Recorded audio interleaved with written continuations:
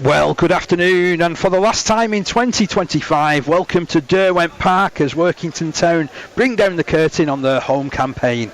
It's the penultimate game of the season, with only a trip to Goole Vikings to come.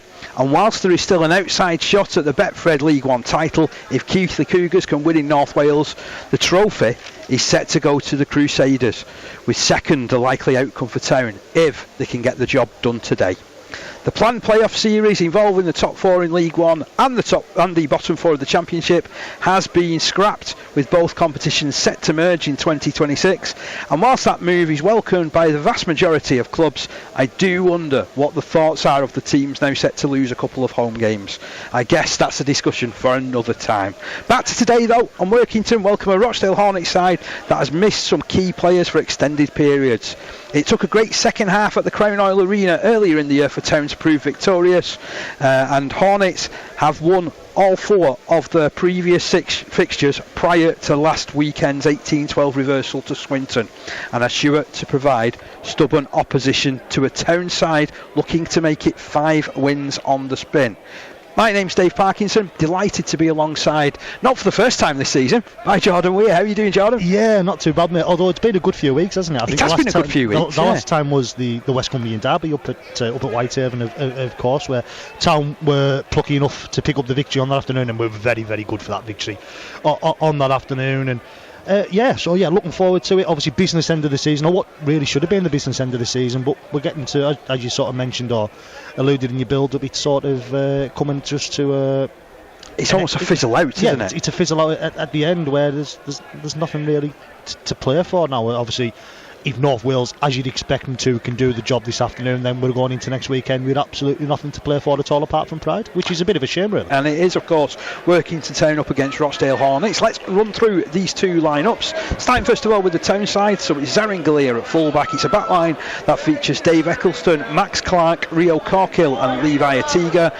It's a half-back pairing, as they've combined for much of the season. Jake Carter alongside Don Weir.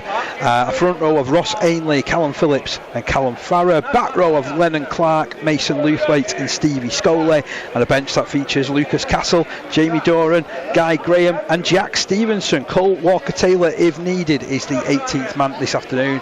And Rochdale Hornets, well, I'm sure when his name is announced it's going to cause some reaction. They've got Greg McNally at fullback, well known amongst this parish and of the next parish in Whitehaven. Yeah, of course. We were just talking about Greg earlier on. Someone said he must be about 37, 38 by now, but I don't think he is yet. He's not. He's only 34. Yeah, he made his debut. He made his debut as an 18-year-old on TV against Salford as an 18-year-old in 2008. So yeah, it's about 34, isn't he? So he's been out forever, hasn't he? He has. Yeah, it's a Hornets backline that features Dan Nixon, Max Flanagan, Tom Ashton, and Luke Forber, who scored 24 tries in all competitions. Definitely a name to look out for from a Hornets point of view this afternoon. At halfback, there's the vastly experienced 39 he is now, Martin Ridyard, one of my favourite players who I've had the pleasure to sort of see and develop in professional and semi-professional rugby down the years. Very, very clever halfback still. Yeah, I mean, you'd have been just a fan when he was at times, I think, when he'd been playing at Leigh. Yeah, and the fact that we mentioned him and Greg McNally, obviously they forged such a partnership at Leigh together. Yeah. But it's certainly something that has been going well for Hornets when he's been able to get on the field. He hasn't played that many games, is he? No, it's only his 6th appearance of the season this afternoon. And I think that's why I was talking in the prelude about having only, they've been missing some important players for large periods of time in the competition of Rochdale Hornets. So he's alongside the exciting Lewis Elts, 14 tries for him this year. And it's a front row of Charlie McClure, who's come in from Warrington. He is a Rochdale lad, so he's going to be playing with great pride. Ross Whitmore is the hooker. Ben Killen, once upon a time of Wigan, in the front row. And then it's a back row that features Darcy Simpson, Dylan Kelly Duffy, who's another Wigan prodigy, you can say, and Emerson Whittle locking things at the scrum. And then it is on the bench Morgan Punchard, Isaac Reed, Jordan Andrade and Elijah Simpson. There's no 18th man for Rochdale Hornets. Almost at kick-off, and away we go. Jake Carter, medium range restart. Underneath that are the Hornets, and they'll make first use of possession. Ducking into dummy half is Ross Whitmore. He'll turn the ball to his right hand side, and that's a strong tackle heading the way of, I think that's Ben Killen underneath that one, to be honest. He'll stand and play. Whitmore onto McNally. McNally then shifting the ball to his right hand side, and the tackle comes in. We'll also try our best to keep you up to date with things going on throughout the division as well as the afternoon progresses, but Hornets steady as she goes so far in this first set of possession, tackled 45 metres away from their own line. Killen takes his second carry of the set, just about crosses halfway, makes a couple of metres just beyond contact, good yards from him. He'll play it once more to Whitmore, who turns it to his left to Else, not always known for his kicking, and that's probably why he's gone and really hoofed that out of the ground on the full. It's a windy afternoon, isn't it? Up here at Workington. I think we've seen that from the kickoff from Jay Carter. We just held up in the wind, but that means the ball's at the back of the Rochdale Hornets, and Lewis Else, let's say, didn't take that into consideration, and that ball just about went in the Derwent. So Town with their first use of possession on the halfway line, and Mason Luthwaite crosses at that position and gets put down near the 40. Phillips hands on to Ainley. Been in real good form over recent weeks as Ross Ainley, really leading this pack. I know when I spoke to him a few weeks ago, he feels like he's back to his best as Carter feeds it off to Weir. Weir comes to the left hand side, out to Max Clark. Clark puts the step on, takes him past a couple of defenders, thinks about the offload, but in the end it's a good defensive read that prevents that. And then Town still bringing the ball forward through the middle now through Callum Farrer. Farrer 22 metres out from the line, plays it to Phillips. Phillips scoops it to the left as well. Carter keeps his kick low, dabs it through the line, and then he's dived upon thankfully by Dan Nixon, put under a little bit of pressure there. It was just starting to hold up that kick, wasn't it? And now it's the Hornets who are under a little bit of pressure just 5 metres from their own line here, John. Yeah, Town will want to put a good defensive set on here, keep Rochdale pinned and keep it behind their own 20.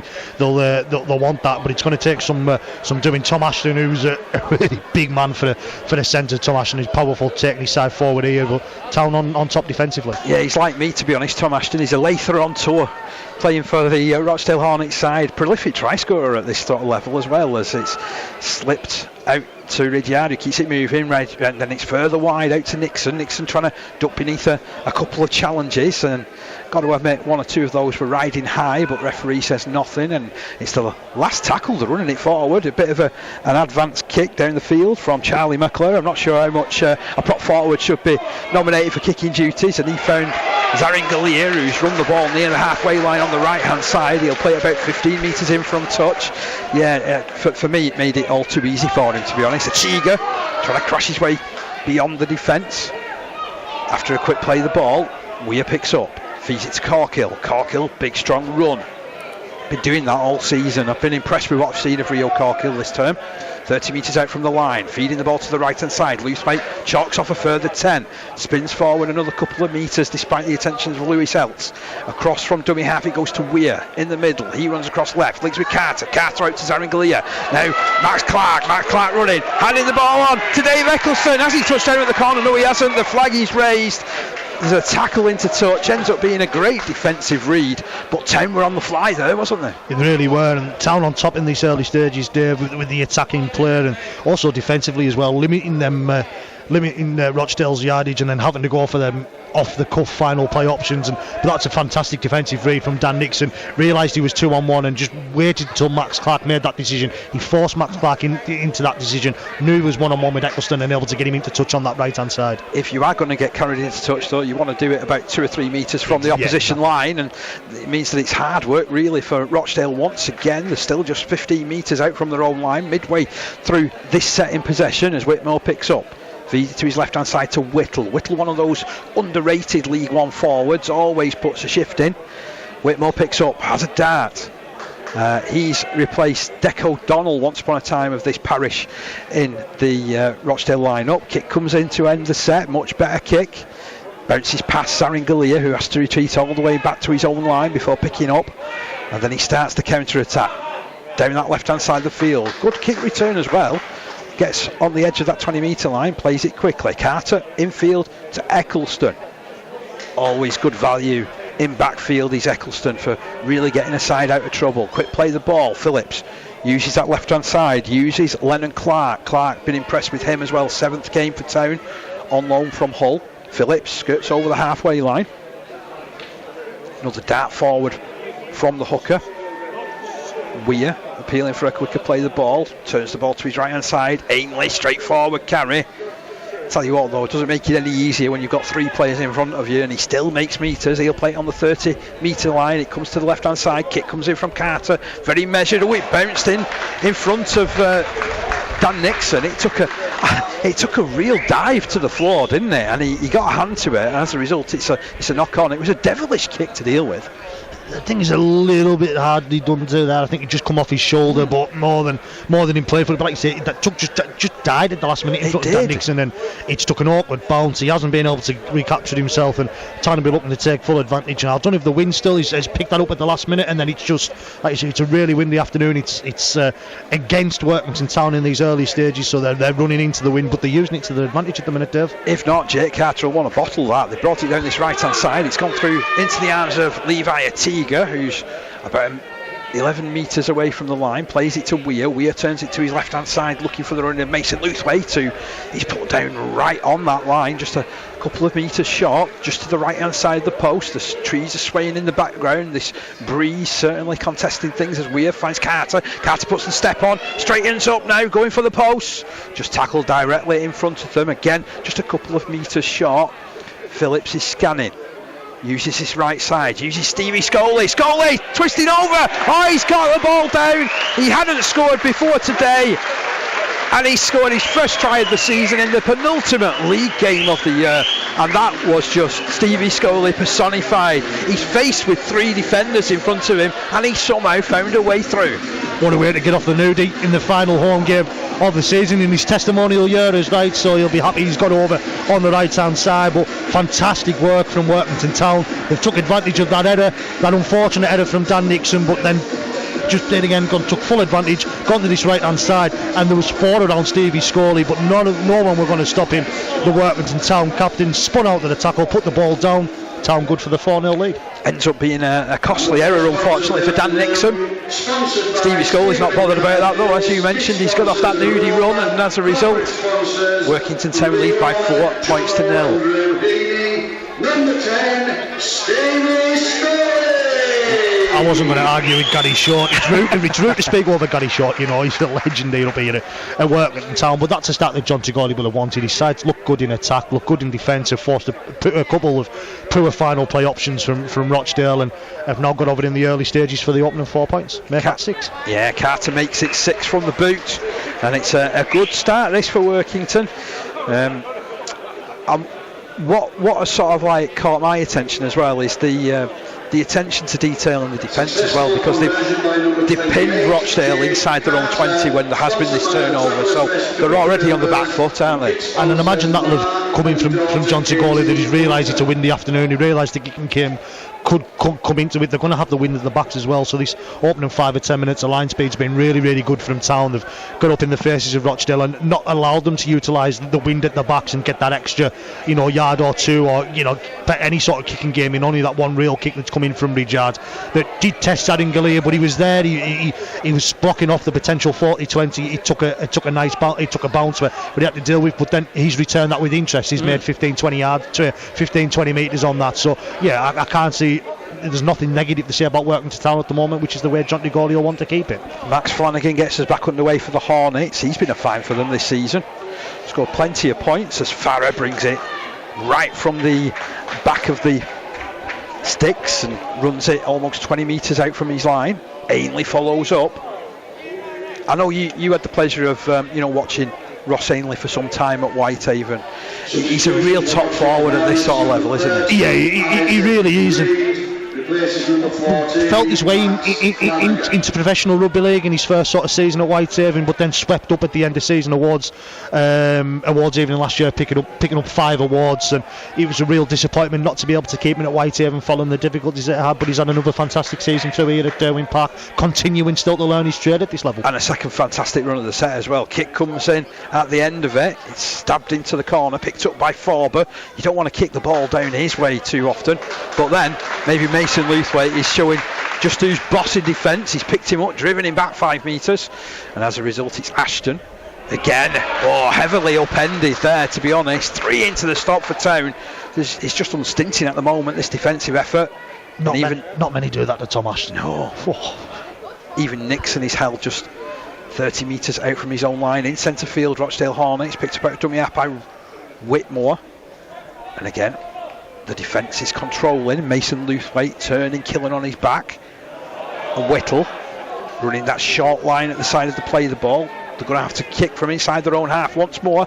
Are the Rochdale Hornets kicking from their own 40-metre line? McNally gets a punt on it, and there's way too much weight on that kick, to be fair. Do you know what, though? I don't think Gary Thornton will be upset with that. I think to keep Town and force Town to get a hard reset, it's going to, everyone's going to have to have the defensive line set. Town's going to have an attacking line set. I think he'll take conceding the extra tackle to ensure you can try and get back on an even keel there. Yeah, it's very much a controlling play, that, isn't it?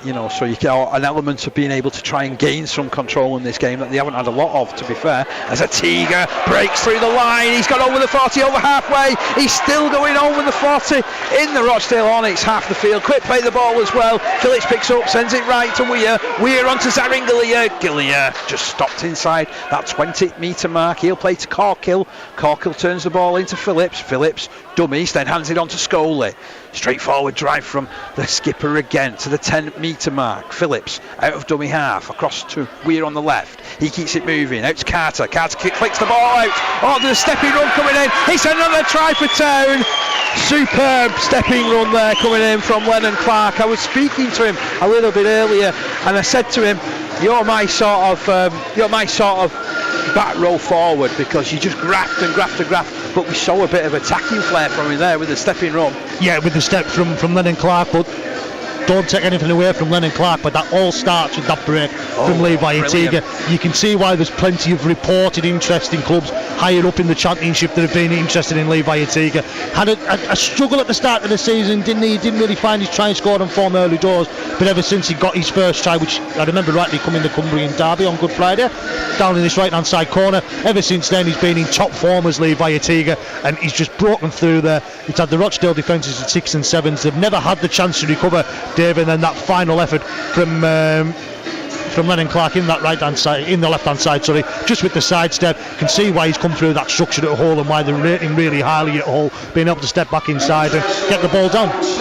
Yeah, I was trying to sign him for Workington, but apparently he's still got another 2 years on his contract at Hull. Ah, well, you never know, might get a season long one next year. You never know. But he has been a real find for Workington this season. A player who's probably had his game enhanced by now, coming out and playing men's rugby. I think there's only so much you can do in the reserves or academy levels, and when you get you sort of, you need to try and bridge that gap between reserves rugby and rugby, and which isn't week in week out these days. As Carter misses with the conversion, scoreline remains 10 points to 0 here.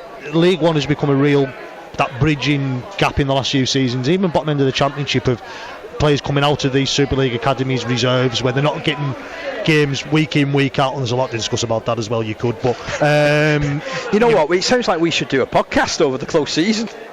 It's not a bad idea, Dave. But yeah, he's one of them. He's now he's started to enhance his career by playing first team rugby, and we've seen what it's done for the likes of Harvey Barron, Davy Litton, and the likes of who's come through Hull in the last couple of seasons. Yeah, there's definitely some great youngsters that are coming through in that stable. But back on this game, and Farrer with another solid run to the 20-metre line from the restart.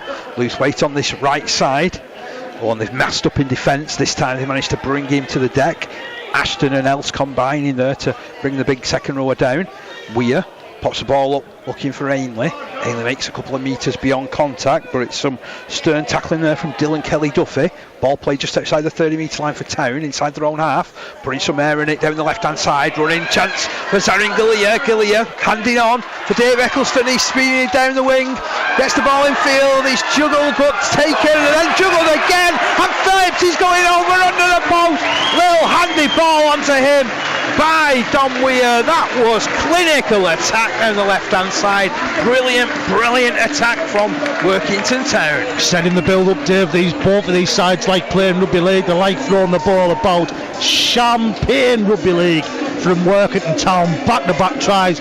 Break down the left-hand side, and each pass put in perfectly. It only takes one pass to be half a yard off, and the pass to Carter wasn't the best, but he knew he'd be able to get it and collect it. Was Jake Carter, then got the ball across to Weir, found Phillips acrobatically underneath the sticks, champagne rugby league from Workington Town, and no doubt Jonty Gawley, who's in the box to our right hand side, will be smiling from ear to ear, seeing what his side's put in this opening quarter of an hour, Dave. It was a fantastic bit of play, absolutely brilliant. I know that we do have probably 50, 60, 70 of the older players that have represented this club down the years. They would be happy with try scores like that, wouldn't they? There's probably not been many in the 80 years of work in the town. There's not been much better aesthetically pleasing. Yeah, that's a big phrase for me, honestly. I'll tell you what, I love that. Aesthetically pleasing. Can I write that down? Absolutely. As a Lather, we're not used to using big words. As the conversion is successful from Jake Carter, moving the scoreline on to 16 points to 0. I'm learning all sorts in this role, you know, Jordan. Yeah. Aesthetically pleasing. Aesthetically pleasing. I've surprised myself there. Don't worry about it. There'll be many that's listening I've surprised as well, so don't worry about it. But I'm going to be entering your own countdown at this rate. Oh no, you're useless at that. Numbers I'm alright with, words, but as a commentator, which is probably the better thing to do. But yeah, it's numbers is my game, not words normally. So 16 points to 0. Greg McNally gets us underway. He's fired that directly into the chest there of Mason Luthwaite, who has to shuffle to collected and running across field, across the 20-metre line. They've probably been fortunate there of Rochdale. If Luthwaite could get out the way, that was going out on the full. It was. Still, Town not minding. 16-0 up on the scoreboard. Ross Ainley with his latest carry. Takes 3 players to get to grips with him. I think, to be honest, though, Ridyard was just adding a bit of weight rather than a challenge. Off to the left-hand side it goes with Lennon Clark. Clark spinning, twisting, turning, making himself difficult to bring down. Just outside his own 30-metre line at the moment, about 10 metres from the touchline. Pass comes in. Carter takes control of it again. I know we've spoken quite a lot when you've ever been alongside me this year about how he's really grown into this role, Carter, but it's his team now, isn't it? He bosses them around.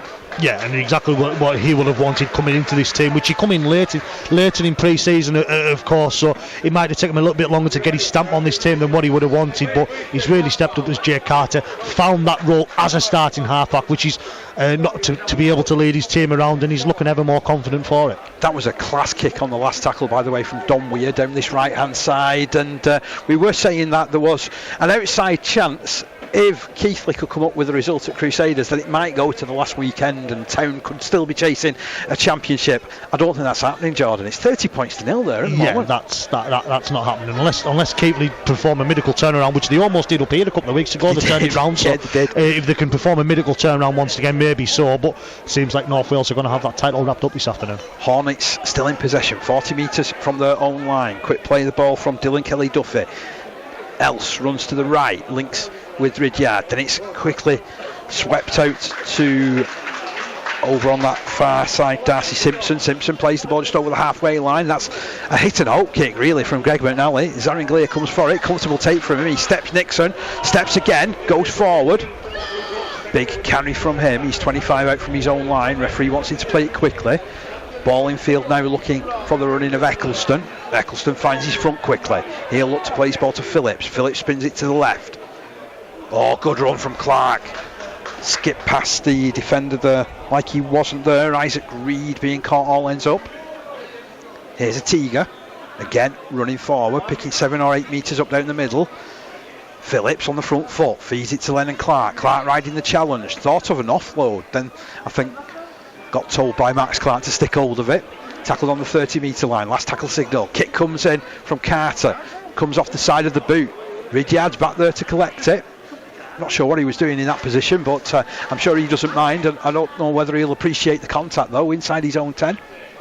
We can normally play in a dinner suit, Martin Ridyard. He doesn't normally like taking contact. To be fair, no halfback likes taking contact, but Town will be hoping to pin Rochdale once more and force him into doing a lot more hard yards. Oh, and the ball has gone loose there from Forber. Oh, I think there's a knock on there, to be honest. Referee looks over to his touch judge who's awarded it, and that's an error that has been forced. And you know what, it was a really good carry, to be honest, as well from Forber. He really did challenge the Town defence, but then lacked a little bit of detail on the deck and loses possession. just the hard work that Town's putting in. Though it wasn't the best kick from Jake Carty. A bit of pressure put on him for the first time this afternoon, got it away, but then they've been able to put that hard work in defence to pin Rochdale in their own 20. That would have been the third tackle, still behind their own 20, being able to force the error and look potentially on for another try. About 23 minutes into the game as Carter brings it left from the scrum. Zarin Galea on contact, feeding the ball out, looking for Eccleston. He stayed down as Galea, but Eccleston carries to the 10. Some concern being shown for the Town fullback, who has remained down. Little work around dummy half. Ainley pops the ball back up, looking for Carter. Carter drifts off to this right side, takes on the defence himself. He's put down ever so close to that try line. Phillips goes short, goes to Luthwaite. Luthwaite hit the gap. It's a 4th try for Workington Town. They now lead by 20 points to 0. That's why when he left Whitehaven, he was the club's leading try scorer, Dave, and that was not getting an awful lot of game time towards the back end of his time at Whitehaven. He knows where the try line is. I've been a fan of his for a number of years before he signed for Whitehaven, making them dart and run similar to that up at Kells. He knows where the try line is. He knows where to back up. Great in attack and defence, and the Workington Town side are a better player with him in, and he's been able to get in for a try on this right hand side, just continuing what has been a fantastic start to the game for Jonty Gawley's side. You know what, they made that look so simple as well, but they worked really hard within that set in sort of dragging the players around, didn't they? And the defence in the end opening up for Luthwaite.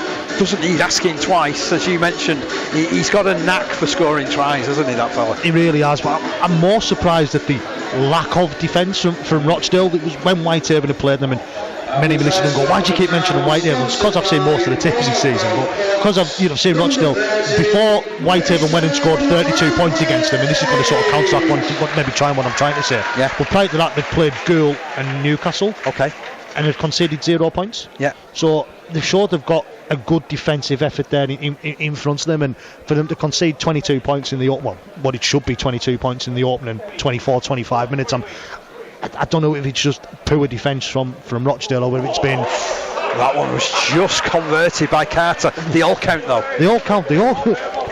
I almost put the commentator's curse on him. But yeah, I'm surprised that they haven't been more resolute in the defence. The Town have found it so easy once they've got in the red zone to score points, because practically every time they've been in that 20 so far, Dave, they come away with points. The only time there wasn't is when Ridgeard had collected. A couple of players later, the knock-on's been lost, and they've got back right back in it. So I think Gary Thornton will be a bit perplexed to see the lack of strength in that defence in this opening 25 minutes. Yeah, it's not what we've come to expect really from Rochdale Hornets. As the kick goes in, that's a much better restart, picked up by Luthwaite near the touchline, and he's forced to take that tackle 25 metres out from his own line, plays it to Weir handing on for a Tiger, always looks eager to carry. Always looks like he's going to break the line as well with every single carry.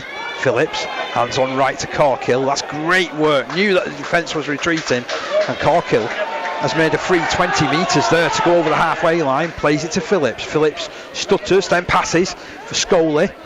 Still driving forward here, Workington on the edge of the 30-metre line, looking in good position in this game. Weir, short ball for Ainley. Our commentators cursed him. The knock-on has come in from Ainley, picked up well there by Isaac Reed. Back in possession are Rochdale Hornets, trailing by 22 points to 0. Emerson Whittle with a strong carry, put down on his own 40-metre line, but manages to make a couple of metres beyond contact. Dummied by Whitmore. Ridgeard then finding some support from Killen. Killen crossing the halfway line. Whitmore again, checking left, checking right. McNally's on the sweep to the right-hand side. Whittle takes the carry, and he's put down on the Town 40-metre line. It's probably as far as Rochdale Hornets have been downfield, ball in hand so far in the game. To the left it's moved to Else. Else feeds it out. That's a scrappy looking pass. And Ashton forced to pick up, but losing all that momentum. Well tackled by Don Weir. Mason Luthwaite was there like a big shadow just in case there was any issues, as Ridgeard works it back, looking for the running of Whittle, but he can't make much of an impact. He throws the ball back. There's a bit of an arm wrestle there going in with McClure, and in the end he does well to stick hold of the ball. For a second Luthwaite was wrestling it with him. Ball on the left hand side with McNally. McNally skies it, and that's well taken by a Tiger inside his own 20. one-handed carry from him. You can tell he's got his dander up when he's holding the ball in one arm. He is a joy to watch. He's Levi Atiga. He's sort of been one of the highlights of me following Town this season. Corkill, good yards as well. 35 metres out from the goal line here are Workington. Phillips to his left-hand side, picks up Scully. Again, a couple of metres after contact. He's put down near the halfway line. To the right with Weir. Weir digs right in, feeds it infield to Farrows. Fresh pair of legs on the field. He'll play it on the 40-metre line inside the Rochdale half. Phillips spots, goes right. Galea onto Corkill. Corkill, big handoff on Ashton. Spins it back into the arms of Weir. Weir back over his shoulder looking for Ainley. Ainley down the middle inside the 20-metre line. Looking for a lightning quick play of the ball. Phillips to his right-hand side. Weir takes it to the line. Little handoff. Weir's got the ball back. Then he feeds it out, and it's going to be a touchdown for Corkill. No defence at home there for the Rochdale Hornets. Mason Luthwaite doing ever so well to keep the ball moving, but this Town side is irresistible this afternoon so far. I said earlier on, David, champagne rugby league at the moment for Workington Town, and that's the first time I've seen Gary Fortin stand up and get a bit angry and show a bit of emotion. He must be sitting down there thinking, what am I watching this afternoon? This isn't what you come to expect from a Rochdale Hornets side, and taking nothing away from what Workington have done so far this afternoon, because they have been on point, but they're up against a really poor Rochdale Hornets outfit this afternoon. And I think the fact he's had to make a trio of changes of Gary Fortin tells you exactly what he thinks of this opening sort of half an hour or so. But far too little, far too late, Dave, in terms of trying to salvage anything from this game for Rochdale. 26-0 down. Is it Jake Carter with an opportunity to add to make it 28 points, 5 tries in the opening half an hour. Game, set and match already, and what is a fantastic showing so far in the opening half an hour for Workington. Yeah, it certainly is. Some brilliant rugby league on show from the Workington Town side. A real delight to call it, to be fair. Carter, this conversion attempt, he's about 5 metres in from this right touchline. Just want to say, I'm not taking anything away from Workington, but they haven't had to work hard for their tries, have they, Dave? They haven't, apart from that break for the third try down the left-hand side, they haven't been forced to work hard, they haven't been forced to do anything, and that's more on the defence from Rochdale, but Town being clinical and taking full advantage of what's in front of them so far this afternoon.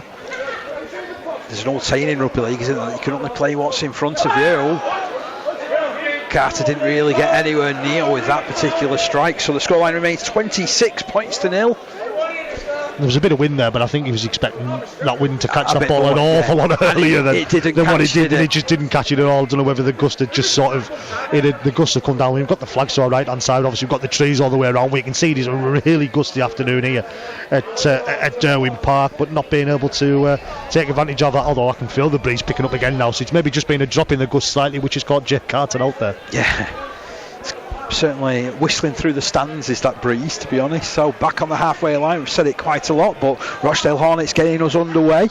I noticed Morgan Punchard, one of the 3 players that has come on. He was at Cornwall last year, I think they were jetting him down from Yorkshire. I believe Dave Wheatman's doing the other travel now for Newcastle. I believe from last week he's been jetting up to play for Newcastle week in, week out. Oh, right. He's still living down in the Duchy. He is. Interesting. That's some miles, isn't it? It is some mileage, yeah. I wouldn't like to be paying that claim, to be fair. Forward come Town again. They're getting through some mileage as well. 40 metres out from their own line. Stevie Scully finding the going. Well, pretty easy to chalk those 5 metres off. Then Punchard has gone in, and it's probably the first bit of commitment that we've regularly seen, haven't we? Yeah, it's. Am I right in thinking that could be the first penalty? Yeah, I didn't think we'd seen anything. To be fair, there hasn't been a lot of opportunity to give any penalties, because we've mentioned about that lack of resolution in defence from Rochdale. There haven't been that stern in defence to concede any sort of penalties, and you don't very often give a penalty away in attack. So. No, and it's 20 metres that Workington don't have to work for. Already they're on the 30 metre mark, so it's an attacking set, moving the ball left through Carter onto Galea off to Clark. That's Max Clark, by the way. Tall figure of the centre, running for the 20 metre line. 10 metres in from touch, he'll play it. Infield to Carter again. Drops it back over his shoulder for Ainley. taking on the defence, offloads as well, late offload for Phillips. Phillips continues to drift across this right side, the ball goes loose, picked up by Ashton.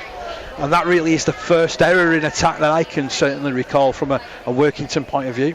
Just trying to get the ball out there, wasn't he? Sensed there was another try on there. Callum Phillips didn't just quite come off, but when you're 28, 26 and up, you can try things like that, and if they don't come off, it's not going to make a massive difference on the game because you're more than 4 scores ahead. Elijah Simpson with the carry for Rochdale Hornets, still in behind their own 30 as Punchard tries to find the running of Andrade, but he's controlled his Jordan Andrade, just 30 metres from his own line. That pass looked a little suspect for Whittle, but like I say, he does carry the ball ever so close to where the play the ball is, so a lot of those passes end up looking suspect because he puts himself in the position.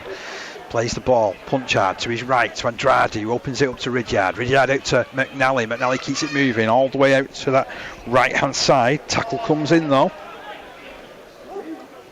McNally, infield finds Ridyard keeps his kick low, knows not to contend with this breeze, but it bobbles in front of Atiga and he's able to pick it up, and although they've got plenty of those green and black shirts around him, he still makes some metres there, out to his 30.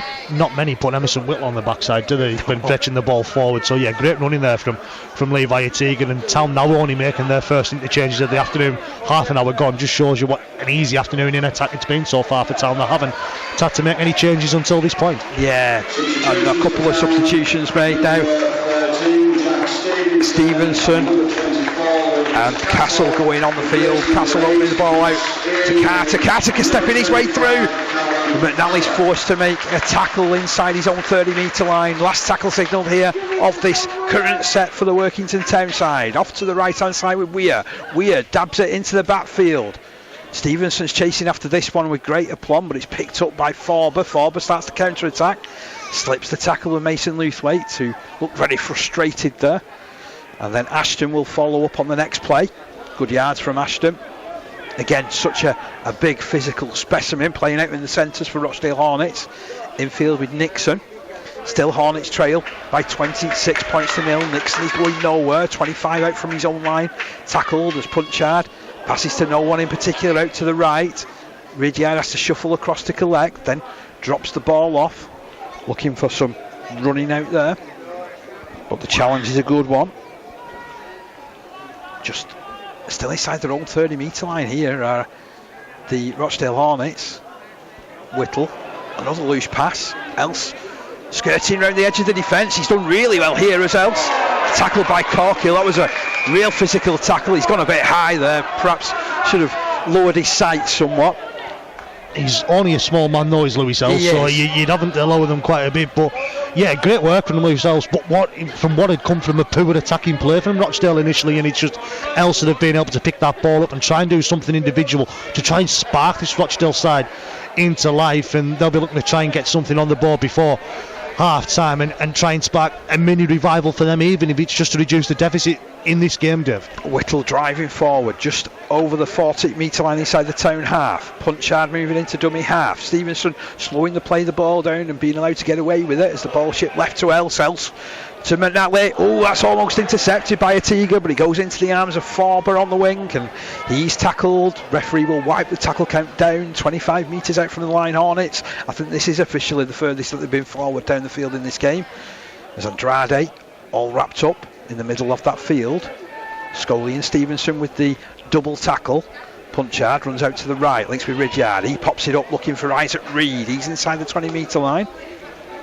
Looking to work the ball on that right hand side. McNally though is sweeping left. That's where the ball does come. Ridyard linking it with Else. Else will look for McNally. No, he won't. He'll take the defence on. Pops the ball up instead to Duffy. Kelly Duffy tackled on the line. He's still trying to push his way over. He's Kelly Duffy.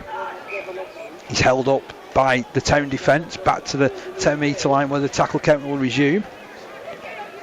Referee making sure everything's in order as Whittle then finds Ridyard out to McNally. McNally tries to put the step on, then flicks the ball out one-handed. Still playing a bit of sevens rugby here. lacking a bit of direction. That's better from Ridyard, but even his kick has a little bit too much meat on it and ends up rolling dead.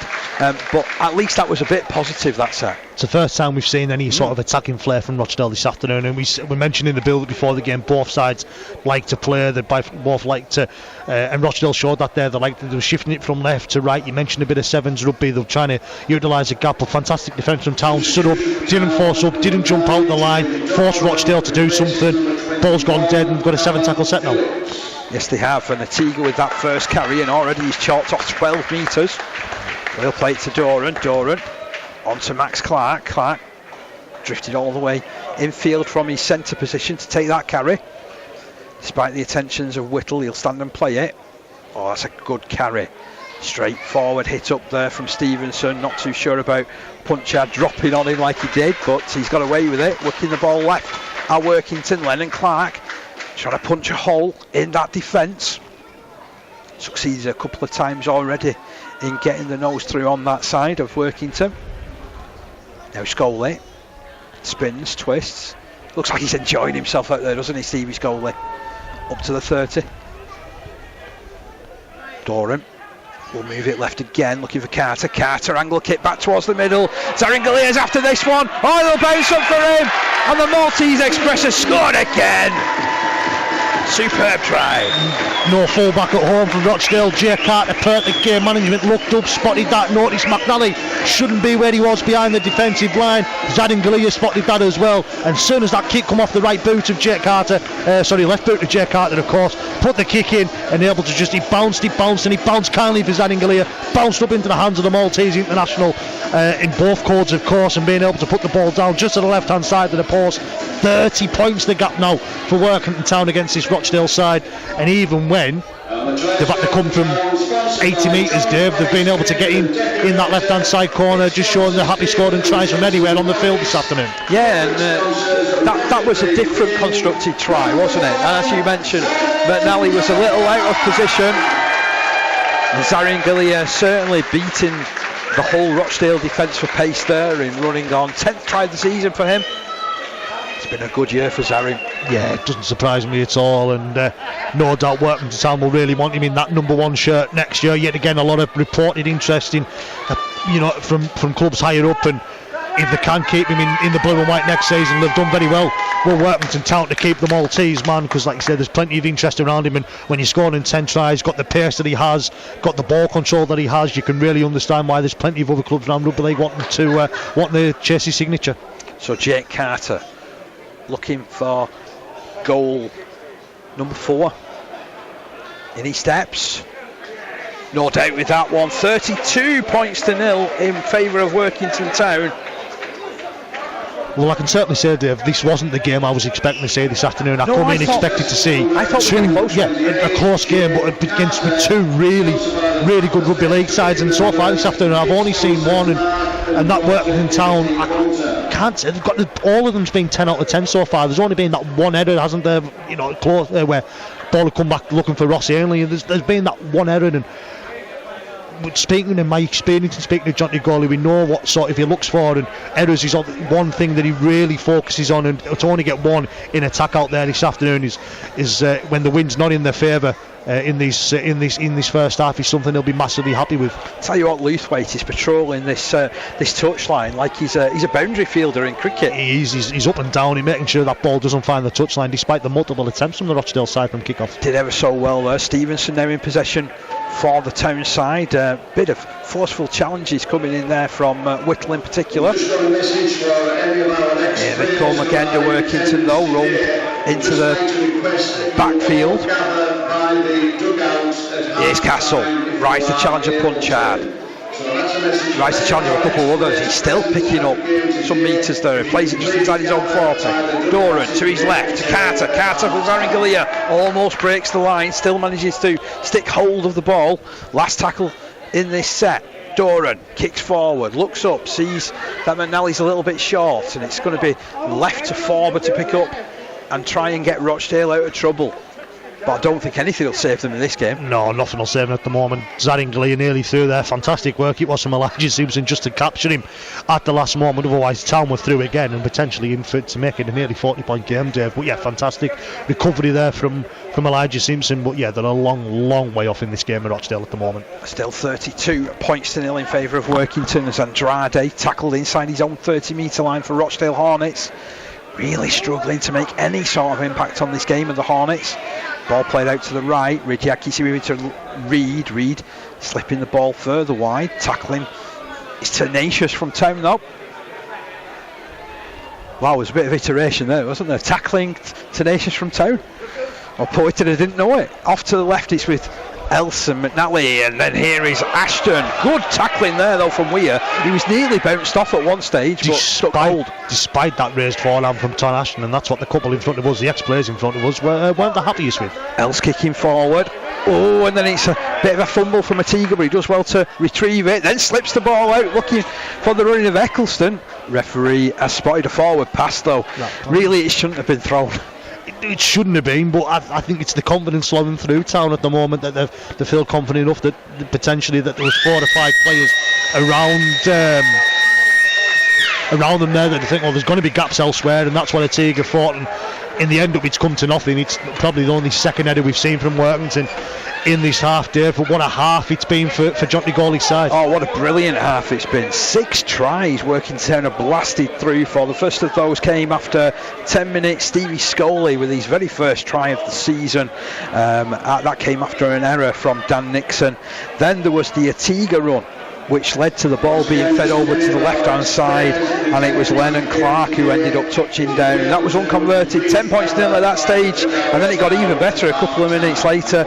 Some real champagne rugby down the left-hand side. Town keeping the ball alive before turning the ball back in field. Carter and Weir involved. Phillips with an athletic dive underneath the post. Carter converting for a 16-0 advantage. Then 6 minutes later, Lewthwaite receiving the pop-up pass from Weir. Carter adding his third goal, 22 points to nil. It got even better for Town when Lewthwaite and Weir caused absolute havoc down the right-hand side. Weir popping the ball out one-handed for Corkill to touchdown. Probably the easiest try of his career. Nobody around him, 26-0. And then just a few minutes there before the break, that kick coming in from Carter. A beautiful effort in behind the defensive line, and Darren Galea chasing through to pick up. That was converted by that man Carter. 32-0 at the break.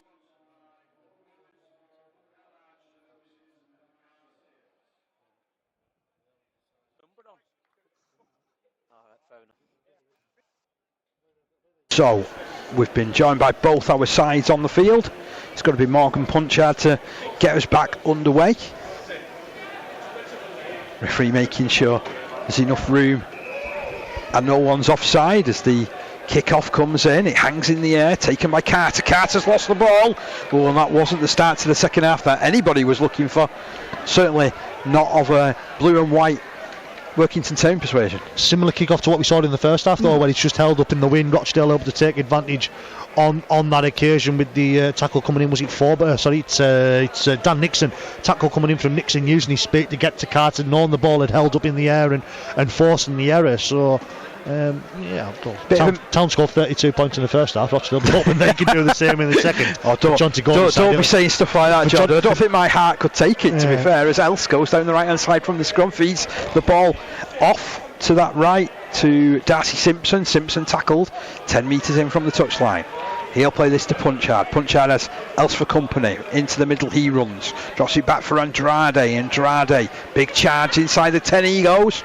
Just to the right hand side of the post. Punchard again operating dummy half. Brings it to the right.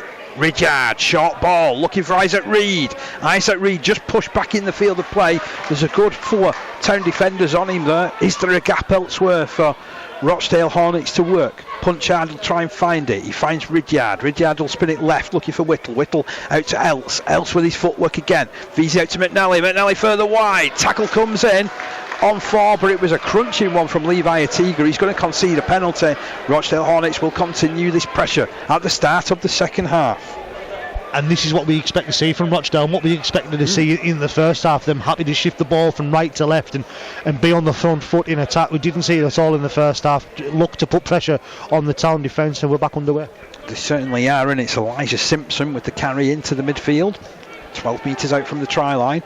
Punchard has an option to his right, drops it back over his shoulder looking for Emerson Whittle. Spins within the tackle, which eventually heads his way from Castle and from Doran, and Stevenson also got involved. Punchard to his left. Here is Ashton, almost vaulting over the tackle there of Doran. Stopped 2 metres out from the line. Punchard to his right to Ridyard. Ridyard feeds it out to McNally. McNally, wide ball looking for Nixon. Had hardly any room with which to manoeuvre. Did really well to step back in with the field of play, and Hornets trying to push him over the line, but he's going to have to play it just a fraction out. Punchard into the middle with Ridyard. Ridyard spins it over the top to Else. Else challenges the defence, gets it out to Ashton. Ashton should just take it forward. He's big enough, and the defence somehow has got across to tackle him and prevent him from crossing the line. Last tackle signalled here. Town will be really happy if they can keep it to 0 as Else runs back down the left, challenges the defence, ends up meekly turning over the defence there, doesn't he? It wasn't really the play anybody was looking for. The final play options, the limited final play options we've seen from Rochdale so far throughout the game, Dave, have been really poor. And I understand, it's not a bad position to turn the ball over, but they shouldn't be turning the ball over there. They should be looking to go for the 4 points, and they just didn't utilise anything there, did the Rochdale side. So Town, with some hard work to do though, inside their own 20-metre line. Eccleston to play it in the midfield.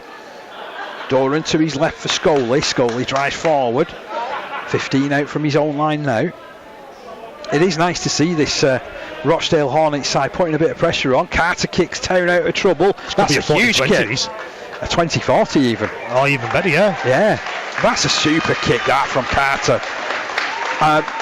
They're a bit of a rugby league anomaly those, aren't they? Because you don't see many of them. I'm always surprised, to be honest. I sometimes almost forget about them. Yeah. You had to correct me then. I was like, oh yeah, you can go for the 20-40. Yeah, 20-40. Yeah, fantastic work from Jay Carter, forced from what was a good defensive set from Rochdale, but then not being able to take advantage of that, and then the very rarely seen 20-40 comes into fruition for Town, and they're back on the front foot. Yeah, Castle driving forward as he has done for most of the season. Been a real eye-catching season for him in the front row with Stevenson. Feeds it out to Carter. Carter has got the gap. Goes for it. Ends up with Punchard just about bringing him down. 12 metres out from the line.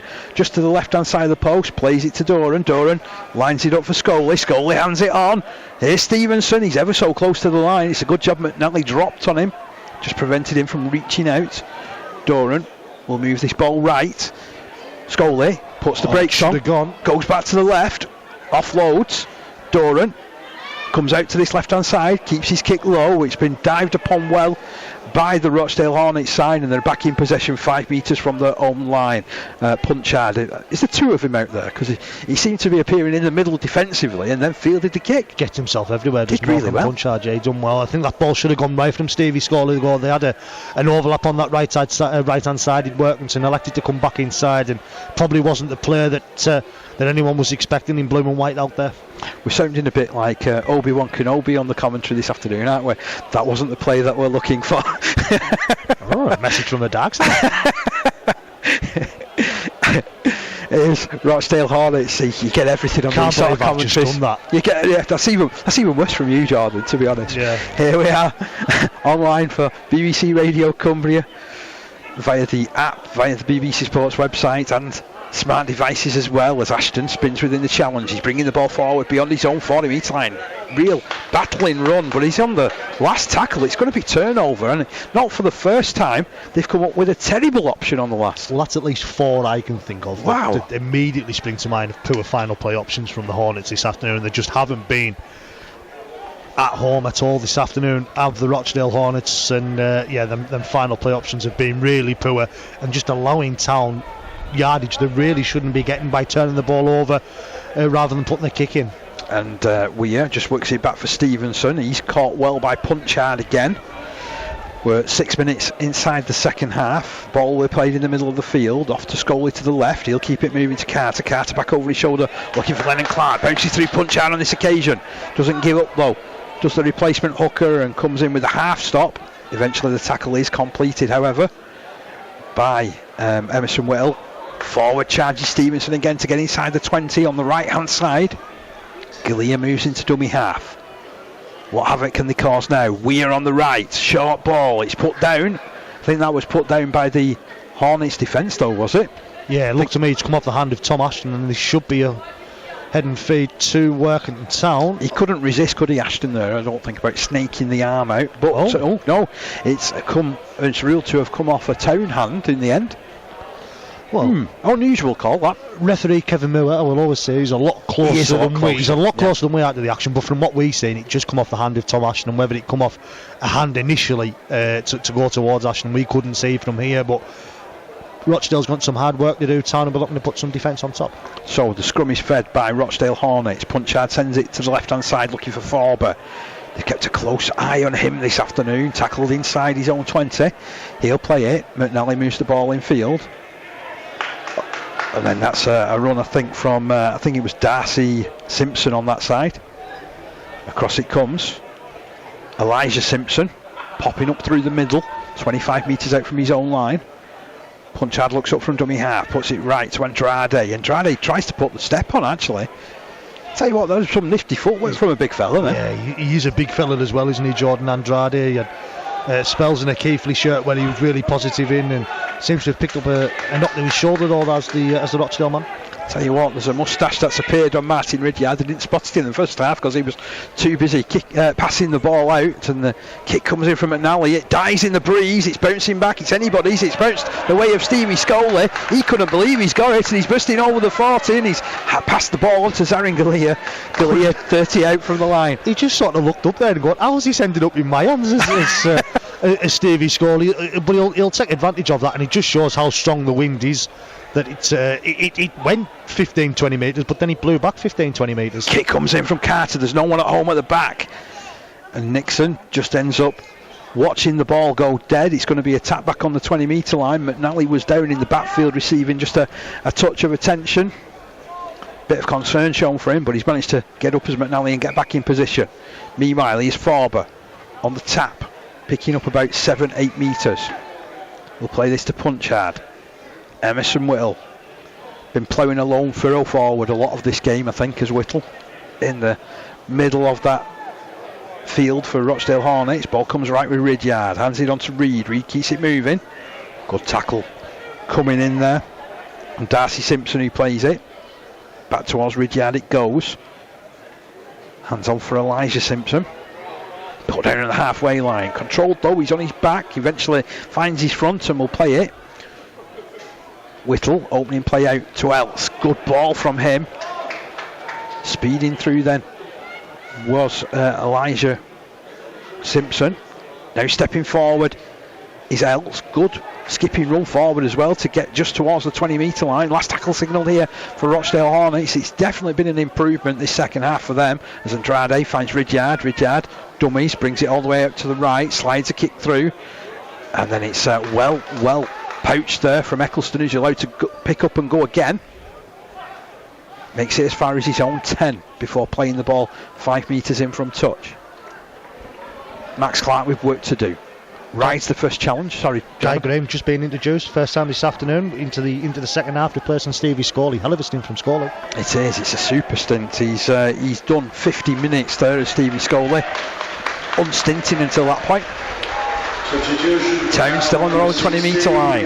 This is that fortitude in defence that you was wanting to see from Rochdale Hornets in the first half, and they're coming up with it in this second of Rochdale Hornets. Just putting pressure on this Town side that you want to see and you'd expect, and just we didn't see it, as you mentioned, Dave, and we didn't see it at all in the first half. Just want to put pressure on them and try and force them into errors, and as you do in any side. And yeah, the pressure there on Carter is what you want to see, and that's not the best kick from Carter, but yet again I don't think Johnny Golly will be the unhappiest with that. Yet again, just trying to get control of that game, forcing Rochdale to fetch it. You got an opportunity to set your defensive line, especially when it's gone as deep as beyond the old Speedway track here at Derwent Park, which McNally's had to go and collect. So yeah, it's not the worst kick in the world, but not the best either. I've got to praise Levi Atiga in that last set, because he took a massive carry. I mean, they were really struggling for meters, and he made about 20 with one carry in particular, which, you know, he's been doing that all season. You need your backs to help your forwards out in tough situations like that. And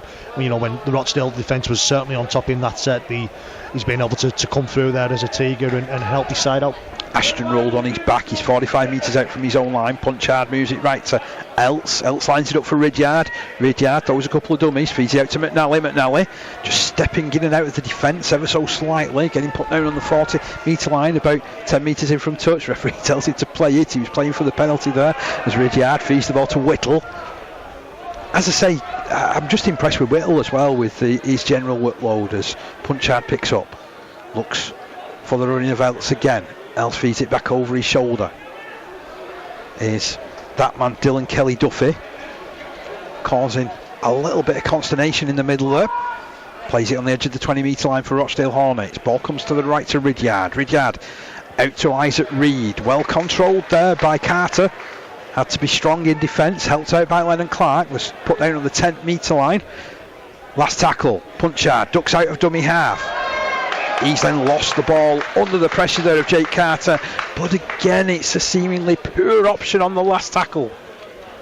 They've been better in the second half. They have been better. They've been asking questions. Yeah, they've been a lot better in the second half, to be fair. They couldn't get much worse, but yeah, that final play has still been an issue for them, and I've seen them score plenty of points this season in games, you know, up and down. You know, whether it be on highlights or on social media or in the games I've covered myself. They put 36 against Whitehaven, for goodness sake. And there's a knock on there from Eccleston. But I just the baffling choices on final play have really just had me shaking my head at times, and they've been fortunate that they've got away with that one there, forced the error, or the error's come from Dave Eccleston, and they're going to have an opportunity to knock on the town line here. And I'm surprised that I've not really seen as much in this game as I thought I would from Ridyard and McNally. You know, two vastly experienced campaigners now. You haven't had an opportunity though. I suppose they haven't, had they? I mean, this is probably only the third, fourth time that they're in the 20 metre mark. Here's Elts. Can he reach out for the line? There's certainly wrap up defence on him. Phillips preparing to come back onto the field to try and liven up this town effort. Ball comes to the right to Ridyard again. Ridyard over the top, then palmed on into the arms of Nixon. Ended up being quite athletic, that, to be fair, from Darcy Simpson. Infield it's moved. Punchard then finding Whittle again. Well stopped in the middle. Stevenson and Graham with the challenge. Off to the left move the Hornets. Elts skips out, feeds it to McNally. McNally trying to force his way through. Well tackled by Weir. Mason Looseway also involved too. Picked up out of dummy half from Ashton. Loves this sort of position. Has he scrambled over? Has he got enough there? No. It's going to be turnover. Ends up being a cracking tackle on the last there from Workington Town to force that turnover. Great bit of intuition there from Tom Ashton. What you need to do when you try and get back in the game, or they're probably not trying to get back in the game now, but trying to reduce the deficit. But great work from Town to ensure that they weren't ball watching, ensure that they were on the had their wits about them on the line in defence there. So Phillips moves it to Doran. Doran back over his shoulder. The tackle is a good one though from the Hornets on this occasion. 29 metres out from their own line. Castle plays it. Doran takes matters upon himself, makes some good metres. Again he's rolled over on his back. Looks like he's switched into the loose forward position now. Callum Phillips back out there. Jack Stevenson's left the field. Graham gets an offload going, but it's only as far as Isaac Reed, who does well to pick up for Rochdale Hornets. 40 metres out from the line. They turned over possession. It's again wasn't really what Town were looking for, as Nixon runs it forward, but the trap is sprung by the Town defence. Still 32 points to nil if you're joining us. Glad to have your company this afternoon.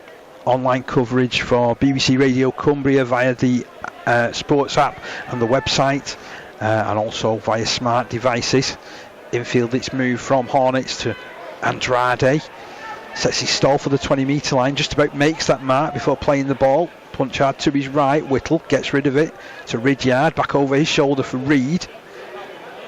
Again, bit of a stuttering run from Reed, but does well to get just beyond that 10-metre line. Last tackle signalled here for the Hornets again. Ball moved to Whittle, out to Else. Else, dummies, puts it wide. Good defence from Corkill, but the ball is kept moving to Forber, who kicks it forward. Tricky ball to deal with there from Zaringalia, but he does ever so well to rescue the situation for Workington Town and retrieve possession for them as Corkill runs it. But it's a terrible play, the ball. They're turning over possession again here at Town. John Nigoli be ripping his hair out despite what he's seen in the first half from so far what Town have showed up in this second half, Dave, and he'd mentioned about that 18-minute performance he's been searching for. He certainly hasn't got anything so much so far in this second half, and Town are just continuing to invite this Rochdale side who haven't been able to take advantage yet. But if you continue and allow the gifting of possession as Town have in this opening 15 minutes or so of this second half, surely it'll only be a matter of time before Rochdale power their way over. I don't know how many drives Emerson Whittle's done in this game so far, but he just offers himself up so often. Ball brought to the right, Ridyard onto Reed. The defence controls him. He's going to be held up short of the try line. In fact, he's reached the try line. It's going to be back to the 10. I didn't realise he was that close, actually. We must have found an extra step from somewhere there, Isaac Reed, just to take him over that line. But the ball played, and Punchard fires it to Ridyard. Ridyard back over his shoulder looking for the running of Whittle. It's another run chalked off from the loose forward. Punchard runs to the left, links with Andrade. Andrade keeping the ball moving. On the left with Else. Else with a bit of pace. The scrappy offload comes in. McNally does his best just to keep hold of it under the pressure of Guy Graham, but they've lost a few metres. Still inside the 20 though. Punchard takes a run, but it's good defence around the dummy half position from Don Weir. Andrade crashing forward, offloads. Punchard moves it right. Ridyard dabs it over the top. Has he done enough? He's caught. Nixon's gone over. Oh, what a try. That is a super take from Nixon. Wow. Really athletic take. He's reached out, he's touched down. Well, it's been a long time in coming as that. 58 minutes into the game, but it was worth waiting for that. That was a super catch. And again, initially another poor final play option. Andrade took the ball in. It was only the fact he was able to spin out the tackle on the fifth and last that was got the ball over to Ridyard. Ridyard got that chip kick towards the corner on an absolute sixpence. Able to rise the highest was Dan Nixon in this right hand side corner, jumping above his opposite number in Dave Eccleston, and able to put the ball down, stretch out and put it down this right hand side corner. And I'm sure he's one of them as well that's up in the try scoring charts. He's Dan Nixon so far this season, so another one to add to his tally. But yeah, able to get in for a probably deserved try on what we've seen so far in the second half, Dev. Yeah, I was going to add to that it's his 16th try of the season, so you're very right, and obviously he's been a great outlet for Rochdale Hornets over the course of the season, and it's no more than they've actually deserved in this second half. They have been the better side. I know we've said about having some poor options on last plays, but they've got themselves in the position, and that has been helped a little bit by Town not being able to complete their sets as well. But they're on the board, Rochdale Hornets, 32 points to 4. Punchard with this conversion attempt for out wide, looking for goal number 14. That's going nowhere near. 32 points to 4 is how the scoreline remains here. I think John Nigoli, I want to get a message out there now, is that we win this final quarter. We win, we go back to what we've done in the opening 40 minutes, which they haven't done so far in this second half of Workington Town. We get back on the front foot, we put this Rochdale side under pressure, and we ensure that is the final point conceded this afternoon, because no doubt when it was 32-0 at the break, it wouldn't have been the 32 points John T would have been the happiest with. It would have been the 0, and he would have wanted to keep the 0. Haven't been able to do that, have Workington Town, so it comes to be now that's it, no more points conceded, but a change for Rochdale as Martin Ridyard's left the field. Yeah, well, we've said before he hasn't played a lot of rugby for Rochdale Hornets this season. I think I said it was only his 6th game of the year for the Hornets. I know he has been struggling for fitness throughout the year. I think some of his old knocks are starting to catch up with him, to be fair. 39 years old, but what a player he has been. I was good enough for 4 years to catch up on Paul Sykes, mind you. So he has to be. Well, there's another. I mean, it was great seeing him him in action for Dewsbury the other week, actually. Fantastic. But Rochdale Hornets in possession on the board, 32 points to 4-day trail, and they're inside their own 40-metre line, picked up out of dummy half by Whitmore, and then wide from Else out to Farber, who has to skip on a sixpence and step back in field. Just over the halfway line he goes, and he plays it to Whitmore, who then finds Else ducks across the middle, links with Punchard under pressure, gets his pass away to Reed. It all goes a little bit slow motion with him, and Carter sprung the trap. It was a great challenge from him, helped out by Phillips and helped out by Lennon Clark as well, who's left in the ruck as the ball comes left to Punchard, who's picking his spot of where to send this. That's holding up in the breeze again, taken by Nixon. Another good take, he offloads. Whitmore gets a scruffy looking kick away, and it's dived on by Corkill. I think he was just pleased to be in the right place at the right time, to be fair. It's become a bit scrappy in the last 5 minutes or so, hasn't it? And it's been scrappy throughout the second half, really. Any time them kicks have gone up in the air, and we've seen Stevie Scorley come up with it first time round, you thought the Town man might have been in and around it there, but yeah, that wind's played a massive part this afternoon. Good run from Corkill, put down about 45 out from his own line. Castle carries the battle in, makes 10 metres. I thought he was going to offload then to Guy Graham, who was at his shoulder. Thought better of it. Phillips spins it left. Oh, it was going in front of Carter. Carter could never catch up with it. It's another Town error. It is, and I felt a little bit sorry for Callum Phillips there. I think that's just been picked up by the wind. Yeah. I don't think that was anything from Callum Phillips. Carter just couldn't, as you mentioned, he couldn't catch up with it. It was just going in front of him, trying to dive forward to collect it there. Good Jay Carter. So yeah, I'm going to give the benefit of the doubt to Town on that one. But yeah, another error which the one have wanted in this second half, and yeah, they'll want to try and get back to what we've seen in the first half in this final sort of 15 minutes or so. What's left now, Dave? Charlie McClure is marching down the touchline for Rochdale Hornets, waiting to get on. There's 17 minutes remaining in this game. He's got a feeling that it's petering out, this, to be fair, as Ashton drives forward. Not from Rochdale Hornets' point of view. They're coming forward now and looking a bit more lively. As he said, it's a case of can the Town defence reassert their dominance as Reed is brought down. That'll certainly help that tackle from Phillips. 35 metres out from the line. Go Hornets down the left hand side. Else slipping the ball to his left to that man Dylan Kelly Duffy 22 metres out from the line. Andrade has gone off for the Hornets. Off to the right with Punchard handing on to Reed. Tries to make an impression, but Lennon Clark watches him. Fierce challenge around the legs from Graham, that was. 12 metres away from the line, go Hornets again. Punchard doing the running. Hands on to Else, who gets rid of it. Gets the ball back on the run around. Tries to slide the kick in. It's going into the backfield. Eventually it'll go dead, and it's going to be a tap on the 20-metre line. Disappointing end to the... I feel like I'm a stuck record. I just want somebody else to do something that it's not either a knock-on or disappointing end to a set. Yeah, and... unlucky there from Rochdale, in all fairness. Else had put the run in and just couldn't find the gap, and the kick then was it from Dylan Kelly Duffy, just a bit too deep, as you might expect from a back row forward who isn't used to kicking the ball, but yeah, just a bit too deep. But an opportunity for Town now with an extra tackle in the set to get the way up the field and try and get some more points, the first points of the second half. Yeah, it's crying out for something coming from Town, this, as it's run forward by Castle. There was another one of those lovely runs from a Tiger in the background in the build up to this. He's shifting out to his right wing position as a Tiger. It comes left though with Doran, and Carter handing on to Lennon Clark. Clark back on the infield to Phillips over the 30-metre line before he's brought down by a double tackle. Whitmore is one of those men, Whittle the other. Galea, scrappy looking pass. Castle keeps it moving on to Graham, who's cleaned it up, and that's a solid hit up from him. 22 metres out from the line, just on that right hand side of the field of Town. Weir dinks his kick into the backfield. Farber's work to do, just about makes it back inside the field of play. Great work from the former clock face man, and then picked up.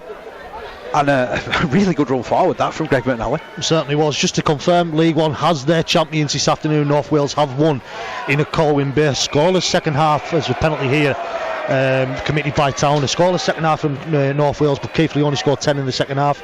They're lifting the trophy down in Colwyn Bay this evening. Oh, well, I mean, well played to them, because they have been the best side in the comp over the course of the regular rounds, haven't they? But I've got to say, maybe that second half, which they've had there, is a bit like I was here, to be honest. It's scrappy and poor. Yeah. Yeah, let's be honest, it's been poor for both sides in the second half. So, Forber just picking up a touch of cramp. He's won a penalty for his side, actually, so that's Rochdale's third penalty. Dinked into touch down the Popular side. Tap to be taken on the 40-metre line. Ashton handing the ball on to McClure. McClure running forward, put down on his front on the halfway line. Been plenty of effort this second half from Rochdale Hornets. I think we've certainly seen them turn up this second period, haven't we? As Elijah Simpson makes it almost to the 40. I imagine the paint was taken off the away changing rooms from Gary Thornton in the second at the half time, coming out for this second half, and that's maybe the response we're seeing. Yeah, it was definitely needed, without a doubt, as it's picked up out of dummy half by Whitmore for the Hornets. He spins it out to McNally. McNally, did he manage to keep it up? No, he didn't. Referee has spotted a little knock on. The wave play on initially. You know what? I thought that was. Yeah. I thought he'd managed to retrieve that. To be honest, I think he's got a call from the touch judge on the far side. Yeah, he'd wave play on initially. Had referee Kevin Moore. He sort of went the signal that it's all on, and then. Yeah, he must have had that call from the touch judge on the far side, which I find a bit strange, because Kevin Moore would have been closer to the touch judge on that side, but and arguably had the better position to look at it, the better look, because the touch judge would have been looking through the back of McNally. So but I think he's been a little bit hard done to there as McNally and Rochdale, but Workington will look to try and take full advantage and try and get back on the front foot for really the first time in the second half. Yeah, it just seems like we've not really seen a lot of Town on attack, because they've not really been completing sets. They've not been finishing plays as you might have expected. 32 points to 4 is the score.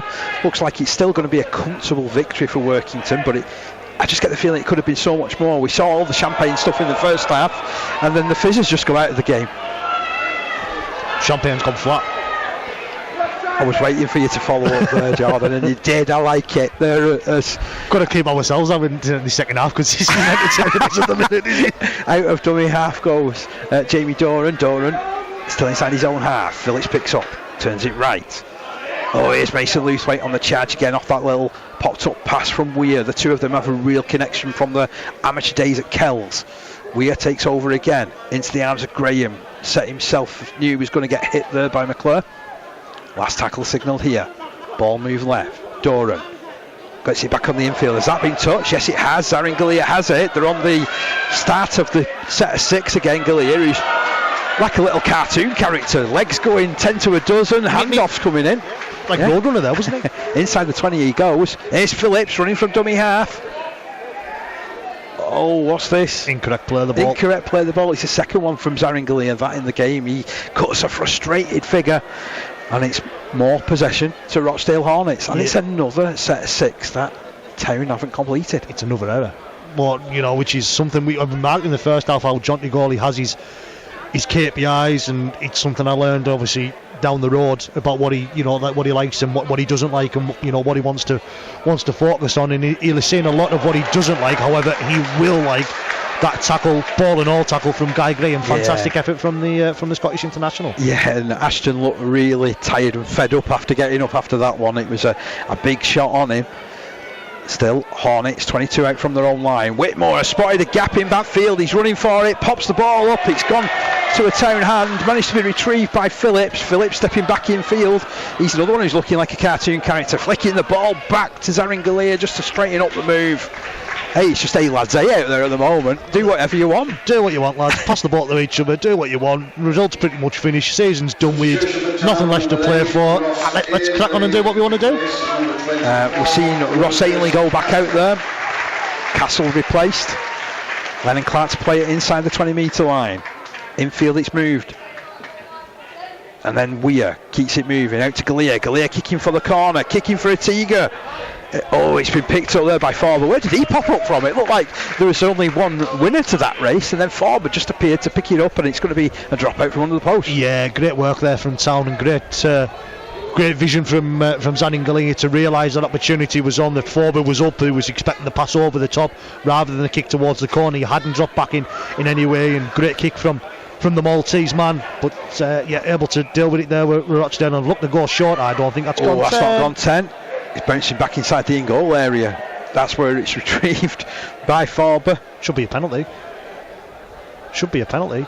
Has the referee given the penalty? Are you saying it's gone over the 10 and come back? Right. Well, in which case it is a goal line dropout, but I didn't think it had gone over the 10. Yeah, and this is what everyone's saying in front of us. That has gone the 10. That one has done. Oh, and it's then been knocked on. There's a hell of a collision there between Atiga and Doran, and then Forber, and Forber spilled it. Some concern being shown for him. He was like the meat in the sandwich, and tell you what, it's not one that would have tasted very nice. No, it's not one I would have wanted to have been involved with, let's say that. But I think Towns have been a bit harsh done by then initially with that decision. I don't think it went anywhere near 10. I think it was a good couple of metres short of 10, and they haven't got the penalty which they should have had to start 10 metres out. They've had to go for the goal line dropout. It's then gone short again. Referee Kevin Moore eventually stops the clock. He's having a word with his judge. I hope it's just a general chit chat, because there was no foul play in that at all. It's just three players all sort of going for the ball and meeting at once. So I didn't really see anything like a foul play in there. I didn't see anything malicious in it. No, but people committed, and that says a lot for. That says a lot for the winger Forber, that, doesn't it? Because I mean, like he's chased. He could have given that one up, to be fair. I'm 28 points down. Doesn't matter what I do here. It's not going to make any sort of difference to the game. But it's great to see that's not in the thinking from that man in green and black over there in Luke Forber. And now, can you believe it with Forber? So back in his NCL days, he was actually a second row forward, and then he's come into the pro ranks. They've stuck him on the wing. I mean, he can shift without a doubt. He can finish. Yeah, but it's going to be a penalty here. Penalty to Rochdale. Fourth penalty. Tackle in the air. No, I don't agree with that. No, not one bit. I have to admit. Not one bit. I think that's poor officiating there from Kevin Moore, I'll be honest. McNally's not complaining. Kicks the ball out of play down that left side. No, I'm not going to say it. No. What was you going to say? I was going to say that makes a change. I'm sure Greg McNally should do a referee. Yeah, that's what I'm thinking. He's run games for years, hasn't he? I'm glad I'm not the only one that's on that page. I saw him for 150 times a day. That's the thing as well. So Hornets still inside their own 30-metre line, looking a little bit bedraggled. It's in the arms of Ashton. Ashton will push his way forward. Good yards from him. Their effort's been there, their application at times has let them down as the Hornets, but they've really battled away this second half, and that's something that will impress Gary Thornton. Still trailing by 32 points to 4 on this one. As Punchard runs across field. It's just opened up for him. Gets half gap, feeds it onto Elijah Simpson. Simpson feeding it out. Else has the ball ripped from his grasp. Fantastic work. Brilliant work, Leonard Clark. Superb tackle from him. One-on-one ball steal. Town back in possession 20 metres from their own line. Zaringalia follows through. Similar to what you've said, the commitment from Luke Forber, only a few seconds later, it could have just been, let's just wrap him up, let's just get back set defensively. He said, no, I want this ball back, does Lennon Clark, and that determination he's put in there as the back rower, can see why he's become a firm fan's favourite. You should never fall in love with a lone player, but I think these Workington Town fans have in his spell here. Here's Corkhill down that right hand side, bursting beyond the halfway line. He'll play after making a further 5 metres. Weir onto Atiga. Atiga one-handed carry again. Looked like he was going to basketball the pass over the top. He's brought it all the way down the left-hand side. He's picking up pace. He flicked the ball out. That could have been champagne. That'd have been like Rangi Chase-esque, wasn't it, all them years ago when he got the ball round the back there. And we're just going to have a little set two. I think temperature's just sort of rising out there. I think both sort of sets of players, not an awful lot to play for, so they're just going to try and wind each other up instead. But yeah, great work from Atiga, although I think he should have just kept hold of it. Yeah. Although it's easy for us. It is for us in hindsight as well, with the balls hitting the ground. But yeah, we mentioned he's a player that's full of confidence, Levi Atiga. I mean, they've got 2 players here of Town in Zaringalia and the winger Atiga, who you get on the edge of your seat every time that they touch the ball, because you think they can come up with something. The game breakers, aren't they, those sorts of guys? So you can maybe forgive them occasionally for coming up with an error or two. Here comes Elts over the halfway line. he's another one of those that I get the feeling can be a game breaker. Plays the ball to Whitmore. Whitmore feeds it out to Ashton. There's a player down in backfield for Town who's going up in the form of Weir. Looks uncomfortable. Taking his place in the defensive line. Spinning challenge going in there, and Ben Killen. 25 metres out from the line, Rochdale Hornets. Looking for their second try of the game. Punchard brings it right. Hands on to McNally. He quickly in turn finds it's Darcy Simpson. Simpson 15 metres out. Last tackle signalled.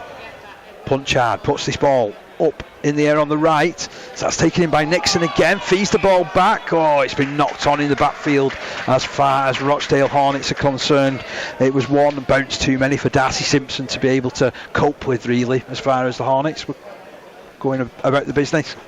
Yeah, the Hornets just trying to go for anything now, really, aren't they? And we sort of said earlier on, this game sort of petered out. What is it, sort of 10 minutes to go or something, Dave, roughly? And both sides, this result's been wrapped up pretty much since the opening quarter. Really sort of opening 25 minutes, really. And it's a game now that has just petered out, unfortunately, which is a real shame, because the opening 40 minutes was champagne from Town. They just haven't been able to continue that in the second half. Here's Max Clark. He's done some hard work this afternoon from his centre position. Flicks the ball out to Stevie Scully, who glares at him and then carries the battle in again, does the Town skipper, just settling things down. Phillips moves into dummy half.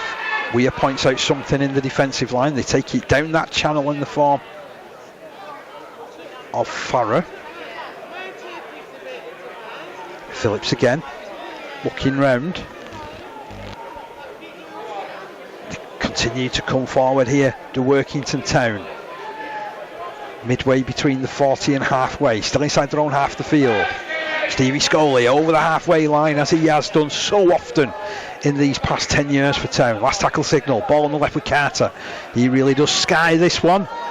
Oh, you can see the adjustments that Nixon was making. Ended up being a good take from him, and he's trying to spark the counter attack. Runs into a little bit of space.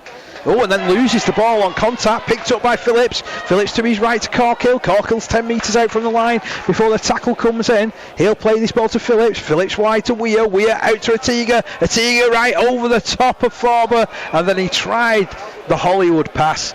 Knew there was a penalty coming, I feel. And Workington have their second penalty of the game. Still on, it's offside. I'm not too sure if he knew that penalty was coming. I think that ball was gone out to the right hand edge far too early. I understand the defence is at 6s and 7s, but I feel like they've gone too early. They haven't been able to earn the right to put the ball on the edge, Dave, by putting that working down the middle. I think another play was needed before then, maybe going for that play on the right hand side edge if it was still available, but they've come up with the penalty there, and Town back on the attack. Yeah, Scully on the try line. This is where he'll look to play it to Phillips. Options to the left. Has the pass palmed down. I thought the pass was palmed down, surely, and played at by Rochdale Hornets. I think he's saying he's playing the arm of Callum Phillips rather than the ball. Wow, so okay, so Hornets in possession. Yeah, in which case, play on. And I think Town's been a little bit hard done to there myself. I think the marker was kind of being square to get there that quickly on Callum Phillips, but referee Kevin Moore is seeing it differently. Big hit from Phillips there on Killen. Ball popped out. They're still trying to launch this attack. Rochdale Hornets tackled just outside their own 20 by Charlie McClure. Goes down with possession. Nixon 30 metres out from his own line now. In a beaten side, he's done well at times, hasn't he, Dan Nixon? Yeah, they've been... Scrappy ball out the back from Whitmore, who glares at a couple of players. It's just been one of those afternoons, hasn't it? One of those halves of rugby that I think we can put and consign to the history books.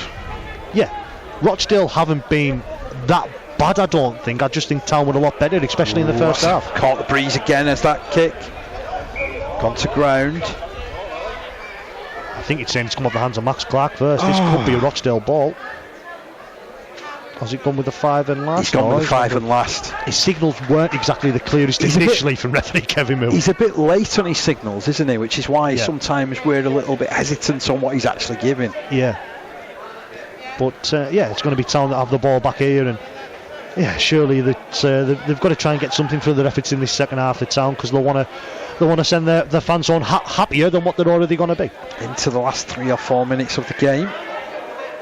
We might be a little bit closer to full time as the ball flicked out by Max Clark to Phillips, who's drove forward. He's been good this afternoon, Callum Phillips. 25 out from the line. He'll play it to Carter. Carter will spin it right to Scully, and then Weir, and then running through like a train is Mason Luthwaite. 15 metres out from the line on that right hand side. He'll play it back to Phillips. Scoop to that right hand side. Ooh, I thought Weir was just sneaking over there for try number 4 of the season. Will they try and go in from dummy half? Carter gets it back, and Weir will have his try. He will have his 4th of the season. 36 points to 4. The try comes in from Dominic Weir. I think it's a try that's deserved for Lily Dave. I think Town have been more than a match for Rochdale in this second half, and they've been able to get up with a try there. It's been a game mainly played in this middle third, hasn't it, where the errors have come from a lot of times, but there's a lot of the ex-players enjoying that just in front of us. But yeah, great intuition again from Town to be able to play down that short side, which was a really short space. They were only less than 5 metres in from the touchline, so to be able to play it in there and get that ball out, put the ball down on the right hand side, they'll be happy with that, and happy will be Johnny Gawley as well. Moves the scoreline on to 36 points to 4. We've got the Don Weir fan club in front of us, to be honest. That being scored just before the final hooter sounds, which means again I failed with my stopwatch. I don't know why we bother, Dave. I don't know why we bother. You know what? I'd never make a timekeeper. You'll never make a timekeeper. No, absolutely not. So Carter with the final kick of the game. Can he make it 38 points to 4? Well, he won't be thanking who's ever on the PA putting him off with the music coming on, will he? There we go. He'll get the opportunity. Oh, he strikes it. Has he got enough of it? No, he hasn't. So the final score will remain 36 points to 4. It has been a victory this afternoon for Workington Town. They will finish the season in 2nd place in League One as we go onwards into the future. There is one more game to come. That will happen next Saturday when Town are at Goole. I'm looking forward to bringing you the coverage of that one. Let's talk you through the tale of this particular tape. Most of the action happening in the first half that we can really talk about. 10 minutes in, Stevie Scully scoring his first try of the season. That was converted for a 6-0 advantage. Town made it 10 points to 0 5 minutes later when Lennon Clark got in. Lovely bit of footwork from him.